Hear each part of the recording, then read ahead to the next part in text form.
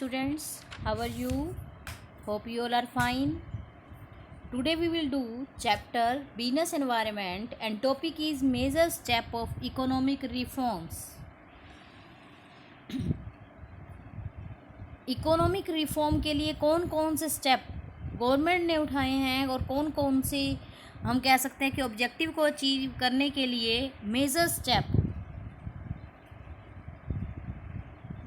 First है new industrial policy, second is new trade policy, third one is physical reform and fourth one is monetary reform, fifth is capital market reform and six is dismantling price control. First point हमारा है new industrial policy. क्या है new industrial policy? Economic development के लिए सबसे पहली priority जो है वो इंडस्ट्रियल पॉलिसी को दी गई। The role of the public and private sector are clearly decided. सभी को क्लियरली ये बता दिया गया कि क्या रोल जो है पब्लिक सेक्टर का रहेगा और क्या प्राइवेट सेक्टर का रहेगा। Under the new industrial policy the industries have been free to a large extent from the licence and other control. जब न्यू इंडस्ट्री पॉलिसी आई तो क्या हुआ कि जो भी लाइसेंस या कंट्रोल्स थे, रिस्ट्रिक्शंस थी, उनको हटा दिया गया, फ्री कर दिया गया उनको, ताकि वो अपना अच्छे से काम जो है वो कर सकें और ऑब्जेक्टिव अचीव कर सकें। In order to encourage modernisation stress has been laid about the use of latest technology. Modernisation को एनकरेज किया गया, लेटेस्ट टेक्नोलॉजी जो है वो यूज़ करने में लगाई गई।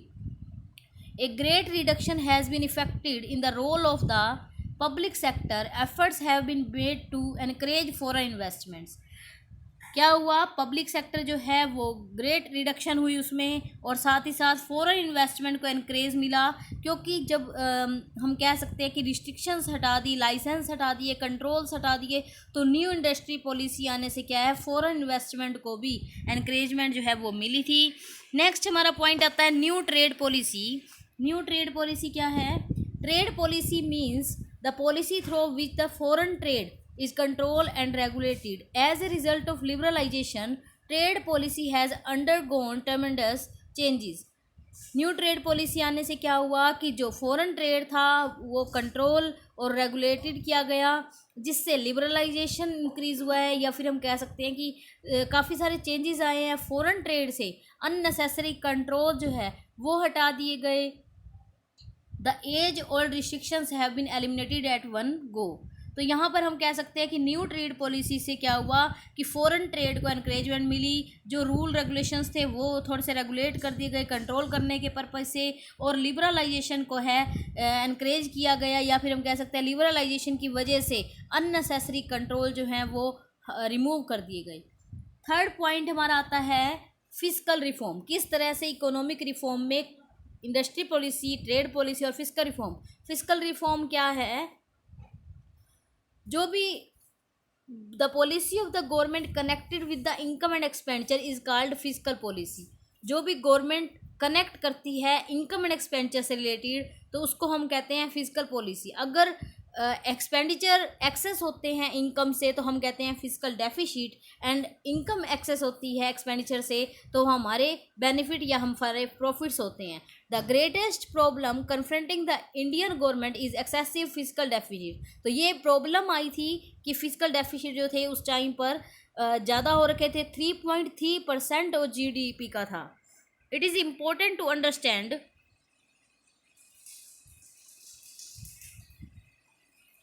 The meaning of physical deficit and GDP।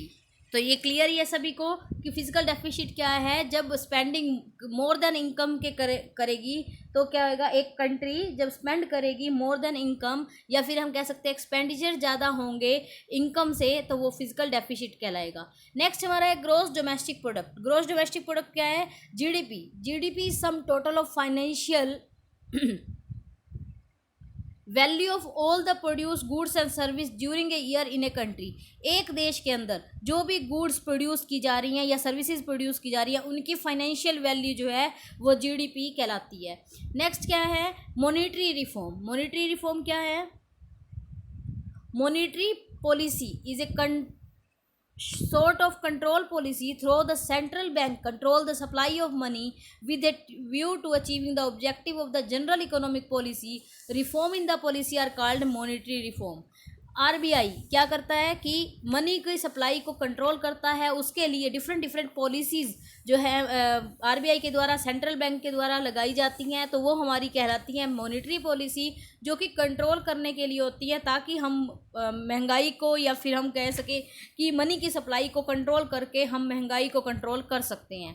Next हमारा पॉइंट आता है कैपिटल मार्केट रिफॉर्म। क्या है capital market reform? The market in which security are sold bought is known as the capital market.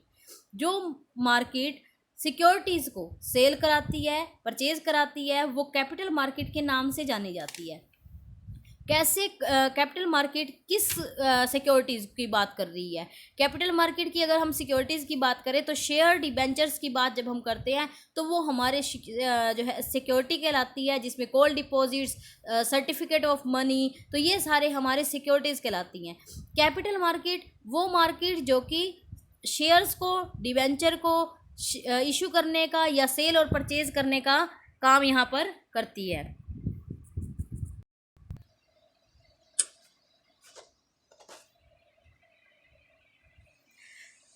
तो ये कैपिटल मार्केट उनमें भी क्या है, कुछ सुधार किए गए, कुछ रिफॉर्म्स किए गए जो कि उसके लिए नीड थी।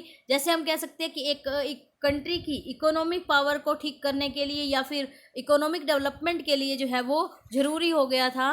The government has taken the flowing step for the development of these market.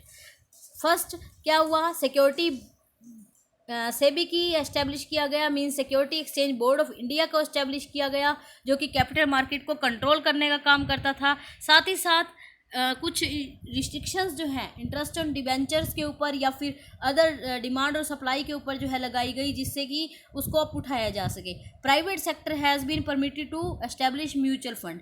Private sector को भी क्या कर दिया गया है, म्यूचुअल फंड के लिए परमिशन दे दी गई। नेक्स्ट हमारा पॉइंट आता है डिसमेंटलिंग प्राइस कंट्रोल। क्या है ये dismantling price control? The government has taken step to remove price case of many products. Price control means that company will set determined by the government. Price control, price को control किया गया, जिससे जो companies थी वो अपने मन चाहे प्राइस जो है वो नहीं ले सकेंगी। गवर्नमेंट क्या कर दिया, गवर्नमेंट ने फिक्स कर दिया पर्टिकुलर प्रोडक्ट के प्राइस, तो उसी प्राइस पर ही उसको सेल करना होता था। The effort to remove price control were move of fertiliser, steel, iron and petro products, restriction on the import have also been removed. तो ये जो चेंजेस हमारे इसमें किए गए, प्राइस कंट्रोल को लिया गया, हमारे न्यू ट्रेड पॉलिसी बनाई गई, फिजिकल रिफॉर्म किया गया, कैपिटल मार्केट रिफॉर्म किया गया, तो ये हमारे क्या थे, इकोनॉमिक रिफॉर्म्स थे। अब बात आती है impact of change in government policy on business and industry. Government का या गवर्नमेंट की ये पॉलिसीज़ का जो भी बिजनेस एंड इंडस्ट्री पर क्या इफेक्ट पड़ा, क्या इम्पैक्ट पड़ा, क्या चेंजेस आए, तो वो देखते हैं। सबसे पहले क्या हुआ, इंक्रीजिंग कंपटीशन। देखो जब आपने फ्री फ्रॉम कर दिया, कोई भी कंट्री किसी भी कंट्री में जाकर बिजनेस कर सकती है, ग्लोबलाइजेशन कर दिया, लिबरलाइजेशन कर दिया, तो वहाँ पर क्या होगा, दूसरी कंपनी हमारे मार्केट में आएंगी, इंडियन कंपनी में आएंगी, तो इंडियन कंपनीज के साथ साथ अदर कंपनीज भी, जो अदर कंट्री की कंपनीज हैं वो भी आ गई, तो क्या होगा, कंपटीशन जो है वो इंक्रीज होगा। तो same airlines, banking, insurance, competition has cross the national boundary, assumed a global shape. तो नई और ओल्ड कंपनी के बीच में होने लगा, मल्टीनेशनल कंपनी आ गई, इंपोर्ट इजीली कर सकते थे हम। तो increasing competition has adversely effect many companies. Once a popular western colour television has lost ground in the TV market and its contribution to the market is almost negligible। तो कुछ negative impact भी आए कि जो हमारे देश की खुद की कंपनी थी वो भी क्या है, हटा दी गई, मींस इतना ज़्यादा कंपटीशन आ गया कि वो बिल्कुल लॉस में चली गई। नेक्स्ट हमारा कह सकते हैं कि मोर डिमांडिंग कस्टमर। कस्टमर की डिमांड जो है वो इंक्रीज़ हो गई। कैसे? Customer have complete information about the goods available in the market. Earlier, they used to purchase goods and service without much inquiry because of the lack of information. But these days, because of availability of enough information, the area of customers' demand has increased considerably. They have started buying good quality goods and services. तो क्या हुआ, customer की demand जो है वो और ज़्यादा demanding हो गई. हम ये कह सकते हैं कि पहले इन्फॉर्मेशन नहीं प्रोवाइड होती थी, लेकिन अब हर प्रोडक्ट के बारे में, क्या उसके अंदर की किस चीज़ से वो मिलकर बना है, क्या टेक्नोलॉजी उसमें यूज़ की गई है, हर चीज़ की इन्फॉर्मेशन मिलती है. तो जिससे कस्टमर की जो है डिमांड जो है वो इंक्रीज़ हुई है. नेक्स्ट हम कह सकते हैं कि थर्ड पॉइंट हमारा आता है rapid changing technological environment. Rapid changing technological environment कैसे? हर देश, जब भी हम ये बात करें कि हर कंट्री जो है फ्री हो गई किसी भी मार्केट में आकर बिजनेस करने के लिए, किसी भी टेक्नोलॉजी को हम किसी भी देश से इंपोर्ट एक्सपोर्ट कर सकते हैं, इजीली एक्सपोर्ट कर सकते हैं, इजीली इंपोर्ट कर सकते हैं. तो कोई भी देश जो कि टेक्नोलॉजी में अप है वो क्या करेगा, अपनी नई टेक्निक को कहीं भी इजीली सेल कर सकता है. तो पर्सन क्या है, नई नई टेक्नोलॉजी की जो है लेकर आएंगे, जिससे कि टेक्नोलॉजी का अपडेट होएगा और हर बार चेंज होता रहेगा, जिससे कि कंपटीशन इंक्रीज हुआ. These days only that particular company can remain steadfast in the market. Which market? Product of better convenience. This is possible only by using latest technology. Latest technology makes modern machinery and production process available. Next हमारा है necessity for changes. क्या है necessity for changes? Economic reform को implement करने से पहले की अगर बात करें तो business were more stable. Policy once laid down use to continue for a long time. These days, because of the free economic environment, the various factors of business environment are undergoing rapid changes. Consequently, the business have become unstable and policy have to be changed quickly. तो जो है काफ़ी changes आए. पहले क्या था, long time तक same ही चल रहा था, लेकिन अब क्या है, फ्री इकोनॉमिक एनवायरनमेंट होने के कारण कंपटीशन बढ़ा, चेंजेस आए, टेक्नोलॉजी में चेंज हुआ. तो हमको पॉलिसी में भी क्या है, जल्दी जल्दी चेंजेस करने पड़ते हैं, डिसीजन जल्दी जल्दी लेने होते हैं. Need for developing human resources. It is a big challenge to achieve success in business these days. It is not easy for ordinary employees to face this challenge. It needs a theory accomplished human resource equipped with the latest information. There has been a shortage of trained human resource in India. That is the reason that their demand is now rapidly increasing. तो क्या है, human resource जो है वो develop हो रही है. एक बिग चैलेंज बनकर आया बिजनेस के सामने कि ऑर्डिनरी एम्प्लॉय जो है वो कैसे फेस करते हैं चैलेंज को. तो जो भी लेटेस्ट इंफॉर्मेशन इक्विपमेंट थे, या हम कह सकते हैं कि shortage of trend human sources थी, तो ये रहा कि their demand is now rapidly increasing. उनकी डिमांड जो है वो इंक्रीज होती जा रही. नेक्स्ट पॉइंट हमारा है market orientation. Market orientation means पहले क्या होता था कि प्रोडक्ट ओरिएंटेशन. एक है प्रोडक्ट ओरिएंटेशन, एक है मार्केट ओरिएंटेशन. प्रोडक्ट ओरिएंटेड में क्या था, first the goods are manufactured, then the market is visited for marketing the manufactured goods. आप क्या करते थे, गुड्स को मैन्युफैक्चर कर देते थे और उसके बाद आप उसको मार्केट में भेजते थे और वो अपने आप ही सेल हो जाती थी. मीन्स मार्केट में जब गुड्स दिखेंगी तो वो अपने आप सेल हो जाएंगी. लेकिन अब क्या है, मार्केट ओरिएंटेड है. मार्केट ओरिएंटेड मीन्स मार्केट का पहले सर्वे किया जाता है कि क्या प्रोडक्ट चाहिए, क्यों उसके अकॉर्डिंग ही प्रोडक्ट को बनाया जाता है. प्रोडक्ट की क्वालिटी कस्टमर एक्सेप्ट करेगा, वो पहले ही उसके व्यूज़ जो है वो जान लिए जाते हैं. जिससे क्या होता है कि प्रोडक्ट जो है कस्टमर को हम एक किंग मानते हैं मार्केट का, तो उसके अकॉर्डिंग, उसके टेस्ट के अकॉर्डिंग जो है उसको चीज़ें प्रोवाइड की जाती हैं. These days the latter thought in the vogue. Loss of budgetary support to the public sector. और इम्पैक्ट क्या हुआ पॉलिसी का, loss of budgetary support to the public sector. As a result of economic reform, the importance of public sector has declined. This is evident in the reduction of budgetary support by the government to the public sector enterprises. These days, the public sector enterprise have clearly understood that in order to make their development possible and to remain alive for a long time, they shall have to create their own resources. तो वो अपने resources बना लेने लगे, जिससे क्या है उनका डेवलपमेंट क्लियरली शो होता है. नेक्स्ट आता है इम्पैक्ट ऑफ प्राइवेटाइजेशन और industry and business in India. Privatisation का क्या इफ़ेक्ट पड़ा या क्या इम्पैक्ट हुआ बिजनेस पर और इंडस्ट्रीज़ पर. सबसे पहली बात, कंपटीशन इंक्रीज़ हुए. बार बार ये लाइन आएगी क्योंकि प्राइवेटाइजेशन हो गया, पब्लिक सेक्टर की जो पॉइंट्स थे उनको हमने प्राइवेट में चेंज कर दिया. तो प्राइवेटाइजेशन होने से, रिस्ट्रिक्शंस रिमूव करने से क्या हुआ कि कंपटीशन जो है वो इंक्रीज़ हुआ. काफ़ी सारे पर्सन्स, काफ़ी सारे लोग जो है इन्वेस्ट करके अपना बिजनेस करने लगे. बिजनेस करने लगेंगे तो क्या हो जाएगा, कंपटीशन जो है वो इंक्रीज़ हो जाएगा. नेक्स्ट हमारा पॉइंट आता है reduction in political interference. Government की, जब पब्लिक सेक्टर की एंटरप्राइज थे तो गवर्नमेंट का इंटरफेयर ज़्यादा था. जब प्राइवेटाइजेशन कर दिया गया तो वो फ्री हो गए. पॉलिटिकल इंटरफेयर जो है वो उसमें फ्रीडम दे दी गई. डिसीजन लेने में कोई देरी नहीं होती थी, फास्ट स्पीड से काम हो रहा था. और increase in responsibility. Privatisation has led to the development of the sense of responsibility in the employees.